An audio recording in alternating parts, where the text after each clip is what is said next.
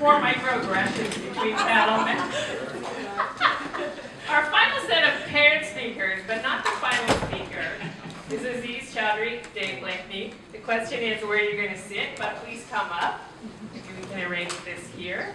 Intro hosts do. Okay, so Aziz Choudry is to my left. To the left of Aziz is Dave Bleakney. I'm not sure who's going to go first, but here's the mic. Yeah, we speak with no voice, we just channel each other. Anyway, thanks Catherine, thanks to all the organisers here, and I also want to acknowledge the Indigenous people that we're meeting on this territory we're meeting today. I think in putting this together, this presentation, we did actually write a kind of a paper which has come out of, I guess, a process of also, conversations with other comrades around thinking about both historically and contemporary wise around, if you like, the different forms of different models of working class organisations like workers' centres, the Immigrant Workers' Centre in Montreal, for example, which myself and Mustafa Henaway spoke earlier, are involved with other kinds of organisations, but also thinking and picking up on a theme I think that came through with Adrian and Chris's presentations too, about the importance of thinking about history and what we do and what we don't remember and why about earlier struggles. So I want to just sort of, for my part of the presentation, just sort of say that much of what has been written about contemporary migrant worker organising has celebrated the apparent novelty of their forms and strategies. But I want to ask also how new are these approaches to organising precarious workers? And part of what we're trying to do here is to rethink which histories of working class and labour struggles in Canada are known and how these come to be passed on, especially in the context of organising and political education today. This isn't history as an academic exercise, it's history as something that we take seriously as people trying to think about strategy, thinking about the value of radical ideas, and how easily those ideas and that thinking can get easily forgotten, erased, edited out of dominant narratives, whether that's in labour education contexts, or whether that's in other forms. And yet, to acknowledge that those kinds of ideas, and often ideas and struggles that have been, if you like, at the margins, have produced really important ideas, really important visions of alternatives, have often shaped and opened debates, highlighted tensions and contradictions in ways that would not otherwise happen. So what we're talking here is about the importance of, if you like, usable pasts, in part for engagement with political activity today. Gary Kinsman talks about the social organisation of forgetting and asks about who benefits from not remembering and what the costs to contemporary and future struggles are of such social amnesia. How do militant politics and struggles get domesticated with the politics, costs and consequences of earlier struggles being reframed in ways that essentially edit out radical demands and visions of organisers and often individualise the gains that are made from collective organising, naming a great man, occasionally a woman, as being the kind of a hero of a particular moment of struggle.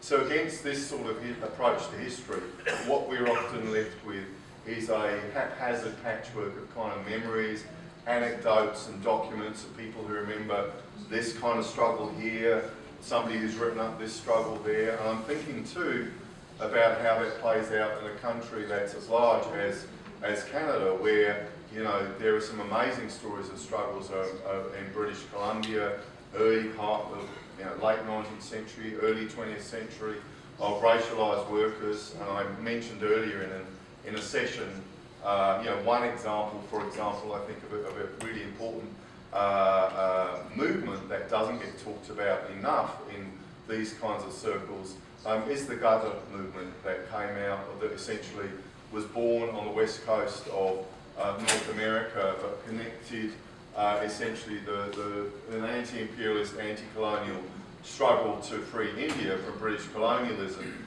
with struggles of working class, Indian origin workers who were, if you like, were racialised migrant workers on one level, but also had a big influence and an impact on left movements, on syndicalism, on their interactions with the IWW, etc., etc. And there's so many of those kinds of stories that are out there that give us a different understanding and a different history also of who agents of change are, of understanding that often the very folks that are people who are being oppressed in so many different ways have always been people also who have fought back. And I think that's really important now too, to think about the dynamics in relation to how we think about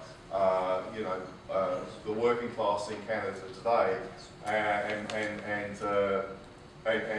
particularly thinking about migrant workers. I want to just sort of, before sort of handing over to David, also just sort of mention a quote that comes from a book that Adrian and I edited, Adrian Smith and I edited, came out last year, and I happen to have copies, by the way, for sale. $20, but special price. But the book is called Unfree Labour, Struggles of Migrant and Immigrant Workers in Canada, and the chapter in it that Adriana Paz Ramirez and Jennifer Chun put together, they ask a question that why, after more than, and now it's more than 50 years, 50 years in Canada, do migrant farm workers remain at the margins of established political movements and organised labour organisations? How do migrant farm workers struggle outside of established organisations and social movements? And what kind of impact do migrant workers' hidden struggles and daily concerns have on movements that claim or attempt to speak for the dispossessed? So these questions, I think, that come out of trying to engage with where resistance is happening, and then also how do relationships between those struggles also impact on unions as well. So I'm going to hand it over to Dave and see where we go. Yeah, so I don't need to really remind people that we're all, in this country anyway, products of settler culture in one form or another, and how this has impacted our lives. And I want to speak just a little bit about that in terms of the union movement and the way that we do things, the sort of club, let's say. And I would like to say I'm both thankful and honored. This is only the second time in my life that I've been on a panel and been the only white person. So that tells us a lot, right? I've been in the labor movement for 30 years, and this is only the second time that this has happened. And so I think that undercurrent, and certainly when I was, produced me, was very much about a Eurocentric view of the world. And whether it was direct or indirect, it doesn't matter. That view of the world is one, if we think about those values, right? They're based on sin, being good, bad people, and we're wretched and we need forgiveness and all this kind of stuff that's layered underneath our lives, and then gets represented by the school textbooks that we had where, I don't know about you, but I don't recall seeing anyone who wasn't a white male presented as a hero. I think maybe there was one suffragette maybe or something, but typically when we saw people that didn't look like the settler European, they were presented in ways that were rather wretched or disgusting or poor or whatever.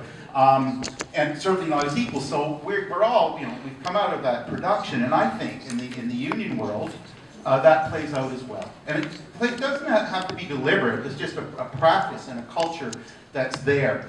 And I think that when things change is what certainly we've seen in our union, part of that journey is when space is opened up. And that space doesn't have to be given, it can be claimed. It makes it a lot easier when there are allies stepping back as that space is being claimed. And I want to just give a few examples of that, because I think they inform the discussion in terms of dealing with migrants and how we in labor might actually inject something into our movement that is much broader and deeper than we've had in a deeper voices in terms of the struggle. Because after all, if we do what Sun Tzu had recommended many thousands of years ago, to defeat your enemy, you have to change the terrain.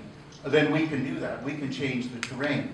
And we see this represented, I think, in a few key examples I'd like to mention. One is the Indigenous mobilization team that's been created by OPSU, the Public Sector Employees Union in Ontario. So this is a group that's been sort of an ad hoc, like they've just been given space, Indigenous members, to campaign and sort of create a stronger presence in the labor movement, and also better relations with First Nations. After all, I mean, we are here on this territory, we're existing here in a legal fiction, as the late Art Manual called it, right? A country based on a doctrine of discovery that says somehow you can discover people when they're already living there, and this sort of thing. So, so the Indigenous mobilization team has been reaching out. In fact, last week, just nearby here, we met with the Mississauga Credit to talk about postal banking and putting solar panels on buildings and stuff, and if there's room for cooperation there, as well as settler education program, because we don't know our own stories. We don't know the stories of the Maroons who came from Jamaica to Nova Scotia to deal with the British and were given territory, well, it was Micmac territory, but still, they had territory that was clawed away until it just didn't exist anymore. We don't know that story. We don't know the story of the massacres and forced starvations that occurred in Eastern Canada at various times. We just don't know those, and the resistance around them, and I think that limits us all. So the IMT is really sort of out there having these discussions and pushing the labor movement, I think, in really positive ways, as well as a National Human Rights Committee that we created in CUPW to give voice to some of these, to give, I think, to deepen the discussion in the union that we weren't having at the executive level, because those voices weren't present. And so just some of the things that have come out of that in just recent months is the raising of the Anishinaabe flag over our national office. Forever. We intend to leave it there as long as our office is there in recognition that we are on unceded Anishinaabe territory. Well, this wouldn't have happened if we didn't have those Indigenous voices at the National Human Rights Committee having the space to do it. And by the way, that committee selects their own chairpersons, they rotate, and they come into the board meetings to present their wishes and their resolutions. Another thing is the creation of the Turtle Island course. So this is a history course for settler postal workers from the perspective of those who were here before settlers arrived. And it changes across the country because, I mean, Mi'kmaq culture is different than Secwepemc culture, in the West. So the idea is that when you do it on the various territories, you bring in the values and the learnings of the people on the traditional societies on those territories. This is done remarkable. This has been a remarkable thing to sort of break down some of that ignorance and the lack of history that we as settlers. There's always that layer, I think, somewhere that we're there to help. We're there to help someone. And in fact, we're pretty needy. We're, I think, in many ways impoverished when it comes to struggle, right? And so it can't be a one-way relationship where we think we've done a nice deed and feel better about ourselves and send out bulletin out people saying, look what we did. It's really about what can we get in that exchange, and how will those spaces be opened up. I just want to leave you with maybe a final story. I think we're getting... 1 minute. Yeah, okay. So a few years ago, we organized a tour of Bolivian workers and Indigenous folks. Now, we applied to get 8 people in. At the end, we only got 2. But what we discovered was very interesting as we traveled around, because generally we would go to the large centers, right?